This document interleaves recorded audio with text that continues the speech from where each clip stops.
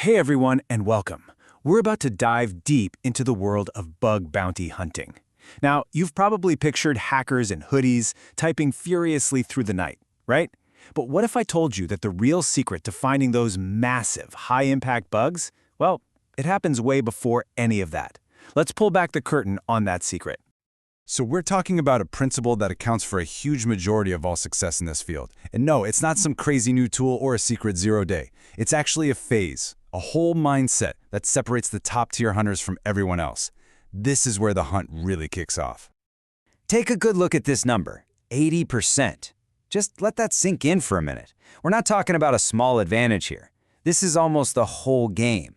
So what could possibly be that important?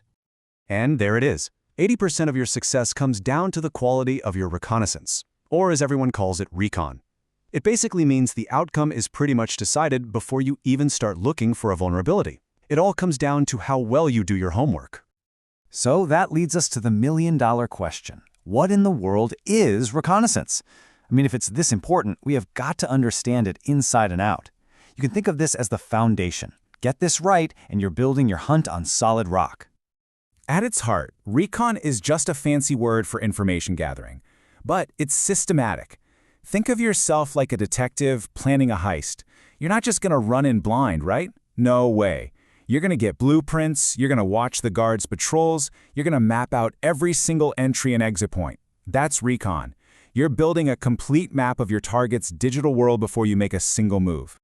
And check this out. This is what that map making actually looks like. The goal is way bigger than just finding a company's main website. We're talking about finding everything. Every forgotten subdomain, every piece of software they're running, all their APIs, and even stuff that might have leaked out onto the public internet. You're literally creating a digital X-ray of the entire organization. All right, so when you kick off this whole investigation, you've really got two main ways to go about it. Think of them as two different styles of detective work. You've got your quiet surveillance, and then you've got your door knocking. Let's break that down. So first up is passive recon. This is you being a ghost. You are collecting tons of intel from public sources like search engines and online archives without sending a single byte of data to your target. They have no idea you're even looking.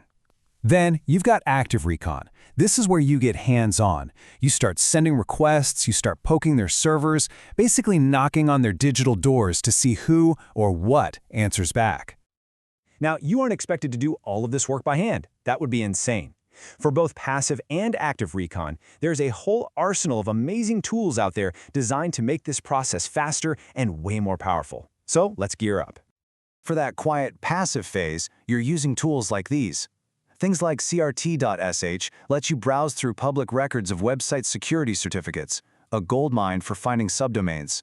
Shodan is like a crazy search engine for anything and everything connected to the internet. And of course, the Wayback Machine is your own personal time machine. The beauty is, none of this sets off any alarms on the target's end. And then, when you're ready to make some noise, you switch to your active toolkit. You'll fire up tools like Subfinder to actively probe for subdomains, or Nabu to scan for open ports, which are basically open doors. Tools like DirSearch and Foof are all about trying to find hidden pages and folders on a website. Yeah, this is a much more direct approach. Okay, so we've got the what and the how, but let's bring this all home. Why does spending all this time drawing a map matter so much? How does knowing about some obscure subdomain actually lead you to a critical bug and a big payout? Well, this lays it out perfectly. First, good recon gives you coverage. You see the entire landscape, not just the front door. This allows you to prioritize. You can focus your valuable time on the old, weird, or most interesting systems. And that, right there, leads to discovery, because you're looking in places nobody else is. So by the time you actually get to the exploitation phase, it's not a wild guess anymore. It's a surgical strike. You know, it really all comes down to this simple truth. This quote absolutely nails it. The biggest, most impactful bugs aren't just stumbled upon by accident. They're found by people who systematically explore the dark corners of a company's network, the stuff that's been forgotten. That process of turning the unknown into the known, that is the art of reconnaissance. So as we finish up here, I hope you see that the real secret isn't a tool, it's a mindset.